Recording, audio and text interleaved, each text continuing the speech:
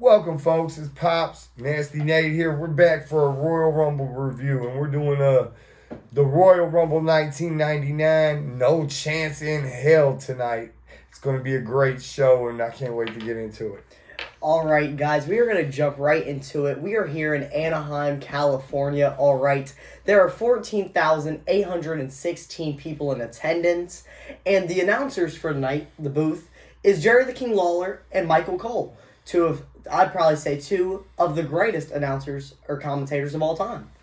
All right, and we are going to jump straight into a promo package that hypes up the Royal Rumble, and footage is shown of Vince telling Austin back a couple weeks earlier that he has no chance in hell of coming out on top in this Rumble. All right, and then we cut straight to the announce team talking about how there is a $100,000 bounty on Stone Cold Steve Austin's head, and it is the first time that a woman is in the Royal Rumble match. China. First time ever making history to be the first woman in the Royal Rumble match. She got the number 30 spot by eliminating Mr. McMahon in a corporate battle royal. Then Shawn Michaels stepped in and made McMahon number 2 in the Royal Rumble to put him in there directly with Stone Cold Steve Austin.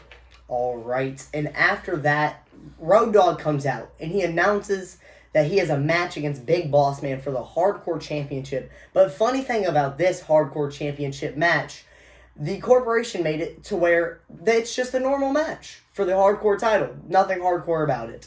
All right, and this match, it starts off with Road Dogg and Big Boss Man going back and forth and trading blows until Big Boss Man pulls out his nightstick, and he tries to beat Road Dogg with it, but the ref has to stop him, of course, because it's a normal match. And then that gives Road Dogg the advantage to distract and take down the Big Boss Man. It goes through the match. They're fighting back and forth. But Road Dogg does kind of keep this momentum throughout the match to stay in control until Big Boss Man locks in a bear hug, and it kind of makes Road Dogg faint, but he does fight back. And then he escapes, and he tries to lose Big Boss Man. He tries to escape from him, tries to run around the ring. They get back in the ring, and then Big Boss Man whips Road Dogg into the turnbuckle and then hits him with a Big Boss Man slam to win the match. This was a decent opener match. I didn't like the fact that it was a hardcore title match and the hardcore rules wasn't in play. However, Road Dogg was great. I love Road Dogg, and Ray Traylor, the Big Boss Man, was an amazing talent. I think he was excellent. Next, we get a video package kind of explaining the Ken Shamrock and Billy Gunn match. And what had happened was Billy Gunn wanted a title match versus Shamrock for the IC title. Shamrock wouldn't give him one, so Billy Gunn goes on to moon Ken Shamrock's sister. Shamrock's irate. Attacks Billy Gunn's ankle, whoops Billy Gunn pretty good, gives him a nice whooping, and Shamrock accepts the match to get his hands on Billy Gunn. All right, we are here at the Rumble with this IC title match, Billy Gunn versus Ken Shamrock, and they start off fast with back and forth action until Billy Gunn takes control with moves like strikes, suplexes, chops, and stuff to try to wear down Ken Shamrock. All right. But Shamrock, he uses that pure strength that he has, and he throws around Billy Gunn, and he uses that pure force to take him down. He tries to attack that ankle more and more, tries to hurt it. And after a lot of back and forth, it's near the middle of the match. Shamrock is on the apron with Billy Gunn, and Billy Gunn counters a clothesline over back into the ring. And he throws Shamrock face first onto the announce table from the apron. All right, it takes down Ken Shamrock, gives Billy Gunn that momentum to keep going. And then after they get back in the ring, they fight for a little bit, and Val Venus comes out. And he kind of tries to help Billy Gunn. He DDTs Ken Shamrock, and it allows Billy Gunn to get a close fall on Shamrock. But after Shamrock kicks out, Billy Gunn gets up on the top rope. He goes for an axe handle, but he misses. And when he lands, his ankle gets hurt more, and it allows Shamrock to put him in the ankle lock and tap him out. This was an awesome IC title match. I really enjoyed it. Billy Gunn's work is great. The sell on the ankle is great. And this ankle injury will be set up for a bunch of stuff later down the road. So it's really interesting. I like the way they worked it. Wish they would have passed the ball to Billy Gunn at some point and gave him a run with a major title.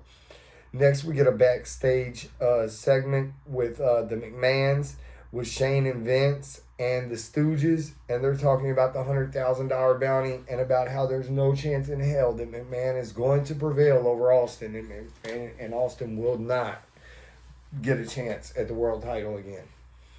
All right, we jump straight into Gangrel versus X-Pac for the European Championship.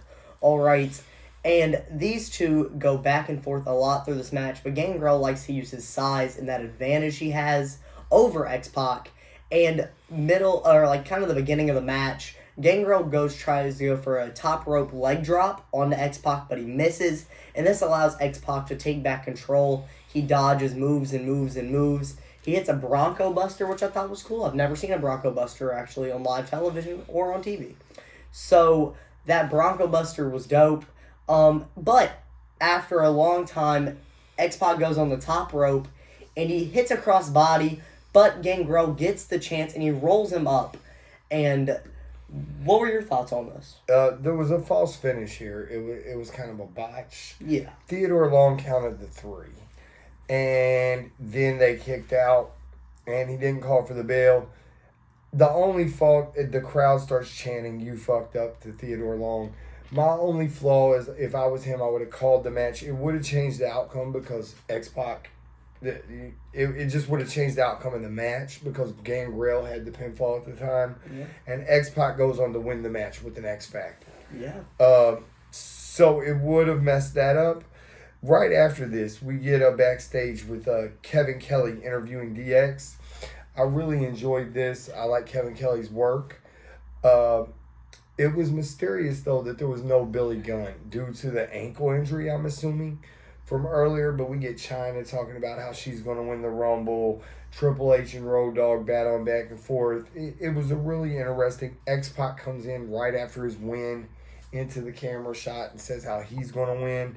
I really enjoyed it. All right, and we go straight back to the ring where Shane McMahon, he's out here and he's introducing Luna to her match against Sable for the Women's Championship. Luna gave Sable a back injury not too long ago. Earlier in the night. Yes. And I think that was... I like how they used to do heat before pay-per-views. After you told me that, I think it's kind of cool giving the fans a little bit of action before the show. All right, and as they start off the match, and Luna is using that pure strength and brutality, all right, until Sable kind of counters, and she starts whipping Luna with the strap, whipping her around the ring. She gets her out of the ring and, rams her into the post from the inside, and she's just using that strap to her advantage. And I think it helps her a lot, and Luna tries to hit, there's a part in the match where Luna picks Sable up on her back, choking her with the strap, and she's tapping all the turnbuckles as they go. And Sable is also hitting the turnbuckles while they go. They get to the final one where Sable is able to counter Luna and take her down. And then Shane McMahon steps up on the ring or on the apron and he distracts the ref, and it allows Luna to try to go and hit the last turnbuckle. But out of nowhere, a fan comes out and attacks Luna, takes her down, and Sable is able to hit the last turnbuckle and win the match. Still your women's champion, Sable. The fan was Tori, later becomes Tori. She is actually a manager for X-Pac and Kane. She becomes a wrestler, so it was a nice way to introduce her. I really enjoyed the way they introduced her as the stalking fan, stalking Sable. I thought it was pretty cool. This strap match was really unique. I liked the way Sable touched all the corners behind Luna's back. My only critique would have been the interference from Shane McMahon. I wish they could have figured another way to get to where they needed to be without that. But other than that, I thought it was great. Yeah. One thing I do have to say, though, is I don't get why they would have Shane interfere, because it's a strap match. There's no disqualification to my knowledge. And a fan wouldn't have did anything. It would have just stopped Luna. And so I don't think they really needed Shane McMahon in there. So I do agree with you on that. And then next we get the I Quit match for the WWF title. The Rock versus Mankind. It starts out with the promo package. Yes. All right. They give this a promo package of the history between the two opponents. All right. And Doc Hendricks actually interviews The Rock before his match and his opinion about how he's going to go about beating Mankind. And Rock just says he's going to make the SOB say I quit. I thought it was cool because you asked me who this guy was. Who Mr. Duke was. Michael P.S. Hayes. I had to let you know that Doc Hendricks, it's Doc Hendricks, like Jimi Hendrix, Michael P.S. Hayes, Mr. Duke. So that was kind of cool because you've heard something to wrestle with in the Duke story, but you didn't know who it was, and now you've seen who it was. I thought that was interesting. All right. And we are here at the Mankind versus The Rock for the WWF Championship in this I Quit match. And before the match even starts, Rock comes in during Mankind's entrance and attacks him from the behind to get things started. The animosity between these two opponents is beyond beliefs. They are very violent, and I love how violent Mankind and Rock are in this match. I think that the limits of violence that they go to is insane. But they fight all around the ring. They fight all around the arena. They even go to the announce table, and Rock tries for a rock bottom. But the table collapses beneath them, can't hold both their men's weight. And I thought that it was kind of cool how they kind of just played it off as he still hit the rock bottom, but he really didn't. And I think I also liked the part where you brought it up, how you liked it so much, where he kind of goes over there and he talks to Jerry the King Lawler. What were your opinions on that? I really like the headset spot with the King, him talking to The Rock, and the King trying to warn him that Mankind is right behind him, and The Rock telling the King to shut his monkey ass up. I thought it was really interesting. This was there was a great balcony spot where Mankind was thrown off the balcony through some pyro equipment, and even before the match, they showed where Mankind earlier in the night had to wrestle Mabel as a warm-up match for this. And Mabel hit multiple splashes after The Rock's interference, so it gave the impression that Mankind was fighting from underneath, and there was no way he could win. And then we get a handcuff spot where The Rock handcuffs Mankind. We get over a dozen chair shots. Some people would say this was a little much. When I watched it, I loved it. I thought it was the most amazing thing ever. After seeing Beyond the Mat and kind of seeing what it put Mick Foley through, watching his podcast and seeing how he has some CTE issues, just seeing things like that, I really don't think it was worth it. I just don't think it was worth it. And I want to go on record, Mankind never quit. I mean, after later we do find out that it was pre-recorded. But my thing is with Mick Foley or Mankind, I loved how much he actually put his life on in the business. I think how much he put into that business, he basically put his whole life.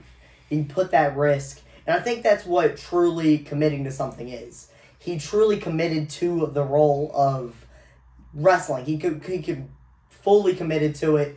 He got thrown off cells. He got hit in the head with chairs all the time, barbed wire, tacks, beds and nails, which he even talked about in the promo package.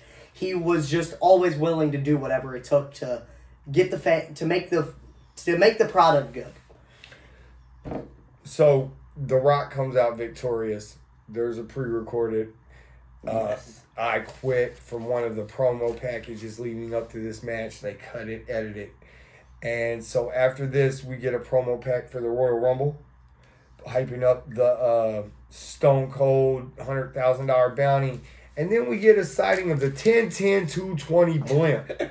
And this right here, I'm going to tell you, is the highlight of the whole show for me. I remember these blimps flying around the arenas. Everybody loved them. But 10-10-220 was the only way to make collect calls back in the day. So I enjoyed it. Nice little throwback. And then we get the Royal Rumble match itself. All right. The first 10 entrants I'll run through here. We right. get, number 1, we get Austin. Number 2, we get Vince McMahon. And they go back and forth. The crowd was absolutely batshit crazy for this. There was never no crowd like a Stone Cold Austin crowd, Steve Austin crowd. Even today, they do the crowd meters, all that. It does not compare to the Austin crowd. Number 3, we get Golga from the Odysseys. And this is Earthquake. Just John Tenta under a mask. I thought that was pretty cool. Just a little throwback. Number 4, we get Droz. 5, we get Edge. 6, we get Gilbert. I thought that was pretty cool. Number 7, we get Steve Blackman. And 8, we get his arch rival, Dan Severn. Number 9, we get Tiger Ali Singh. And number 10, we get the Blue Meanie. All right, I'm going to give a rundown of what happened between each of one of those 10 entrants. Austin and Vince, they start off this match, and they go back and forth, and there's a spot right as soon as Golga is entering the ring. Stone Cold goes to eliminate Vince, but he just stops, and he just wants to inflict more punishment on Vince for what he's caused him and what he's had to deal with over these past couple months. And basically, ever since kind of like the Attitude Era started, this has been a rivalry that's been brewing forever. And he just stops. He doesn't eliminate him. He just wants to beat him up more. Golga comes in, and Austin immediately throws him over the top rope. See ya, Golga. And then Vince McMahon rolls out from underneath the bottom rope, and chase ensues from Stone Cold. They fight all the way through the crowd, into the backstage area, into the ladies' room, actually, where the corporation will be there to stop, and they kind of take down Austin. Then it cuts back to the ring, and number 4 is Droz, and then number 5 is Edge, and they fight for a while. And then number 6, Gilbert. Edge immediately eliminates Gilbert. I like the Gilbert character. I think it was cool on how he was just this jobber version of Goldberg, and how he was just he's probably one of my favorite comedy characters. I've met him in real life. Awesome dude. He's an awesome dude. Yes, and yeah, he eliminates Gilbert. The corporation left. It shows footage of backstage of the corporation just leaves Austin down in the ladies' room on the floor, and they beat him down senselessly, and they end up we're gonna have to take him out on a stretcher. And number 7, Steve Blackman, and number 8 is Dan Severn. Them arch rivals. I thought it was cool seeing Dan Severn even after playing with him in the UFC games. It was nice. I never knew he was even in the WWF. And Steve Blackman, he's also a phenomenal talent.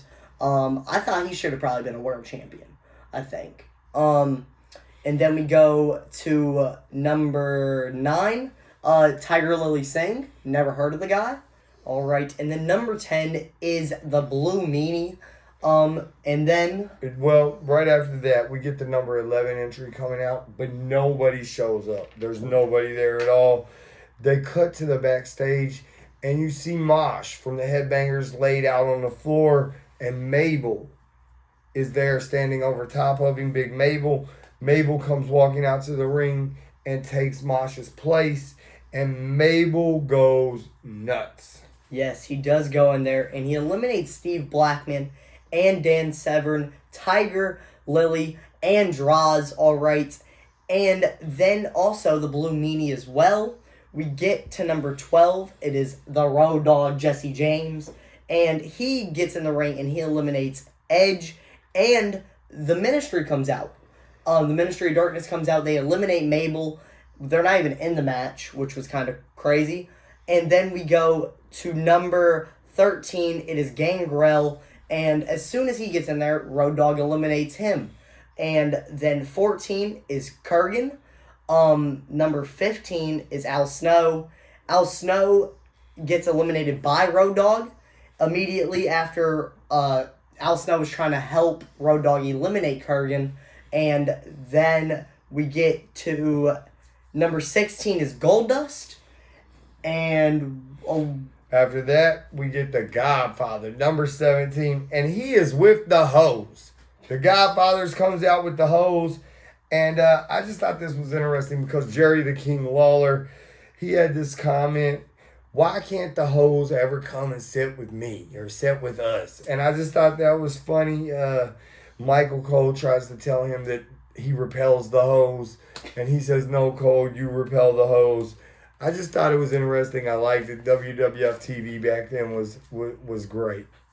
All right, we have number 18, and it is the Big Red Monster, Big Red Machine Kane. He comes out there and he goes nuts. All right, he eliminates Goldust, Road Dogg, Godfather, Kurgan, and also himself. After the White Coats come out and try to put him in a straitjacket, try to restrain him, he comes out there and he eliminates himself, trying to fight them away.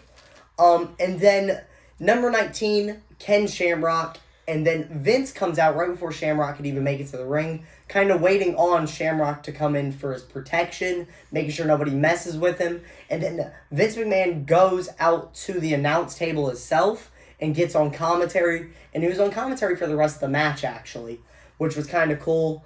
Number 20, we get Billy Gunn. And he's coming out. He don't have no shoe on.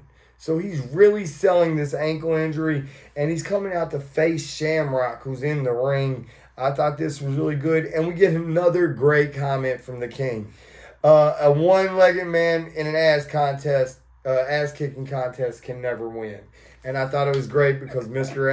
Ass-kicking contest, one-legged man. I just thought it was amazing. King's puns are awesome. All right, and number 21 is Test. But right as soon as he comes out, there is footage of being shown in the parking lot. The Ministry of Darkness is trying to put Mabel inside of a hearse. And then we hear sirens. They don't try to put him in a hearse. They put him in a hearse. The Undertaker's out there, all the ministries out there, the acolytes. And then you hear these sirens. And the ambulance comes pulling up, and you can clearly see it's Stone Cold Steve Austin returning from the medical facility, not the hospital, the medical facility, coming out, and Vince's face on the commentary is priceless. He looks like he is so constipated. It is crazy and scared to death. All right, and Austin tries to chase Vince McMahon. Vince McMahon runs in the ring, and he also slides out the other side. Austin gets in, but Shamrock has to stop him. He has to protect his boss, you know what I mean? And he tries to get that $100,000 bounty by eliminating him, which it does lead to Austin eliminating Shamrock. And then Big Boss Man is number 22. And number 23 is Triple H. Number 24 is Val Venus. Austin is still in the match. He eliminates Billy Gunn. And then number 25, X-Pac comes out, another member of DX. Number 26 is Mark Henry. Sexual chocolate. And then number 27 is Jeff Jarrett. Number 28 is D'Lo Brown. With PMS. All right, Austin eliminates Test. And Big Boss Man eliminates X-Pac. And then number 29 comes out. And it is Owen Hart. Triple H does eliminate Jeff Jarrett. And then Austin throws ice water on Vince after leaving the ring just to go talk trash to him. He throws ice water on Vince. He was trying to lure him into the ring to get into that Rumble match. Yes. And then number 30, the 9th wonder of the world, Chyna, the first ever woman in a Royal Rumble match. Making history. She comes straight in, and because Mark Henry was going around spreading rumors that he had slept with Chyna, she goes straight to work on Mark Henry, throwing him over the top before she turns around to Stone Cold Steve Austin, and he eliminates Chyna immediately. All right after Austin eliminates Chyna, Triple H eliminates Val Venus, and then he tries to go after Stone Cold, but Stone Cold throws him out instead. And then Owen Hart and the Boss Man throw out D'Lo, and Austin stunners the Big Boss Man and throws him out of the ring. And then Austin goes out there and tries to get Vince back in the ring. He brawls with him, he beats him up, he throws him back in the ring, And after a little bit of a fight between the two, The Rock comes out. And he tries to distract Austin, which works in his favor. Vince McMahon throws Austin over the top rope. And Vince McMahon is your 1999 Royal Rumble winner. And he technically just keeps his money. That's crazy. I couldn't believe it when this actually happened. I can remember watching it. And to think Vince McMahon won the Royal Rumble and is going on to WrestleMania for a title shot is crazy. I know that isn't what happened. But at the time, that's what we believed was happening. This Rumble was good. I enjoyed it. I really liked it.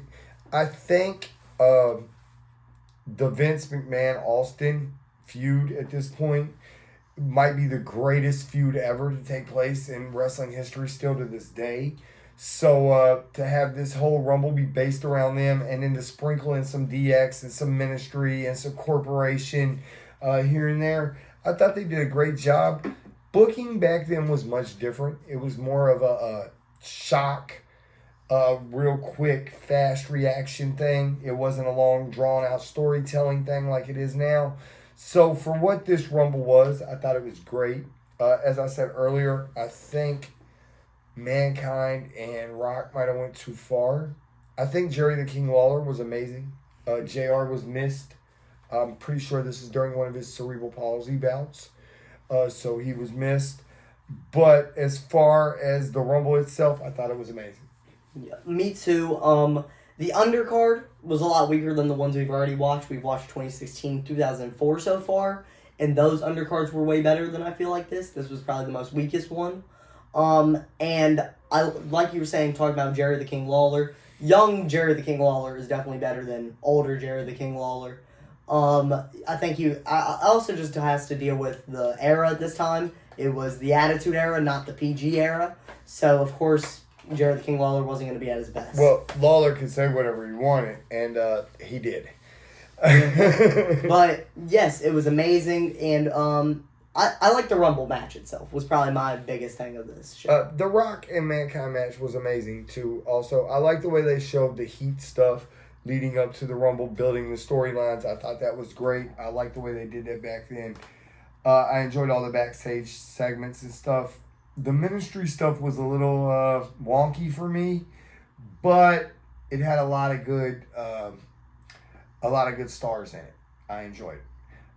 As always, this has been great. I appreciate you and me watching the Rumbles together. I appreciate everybody tuning in and watching with us. As always, thank you for your support. We need you to hit them thumbs up buttons and share our videos, get them out there. Any of y'all that would help the algorithm on YouTube, we greatly appreciate comments. We will debate you in the comments section if you want. Troll away, we don't care. As always, all praise to God. Thank you for your support. Peace.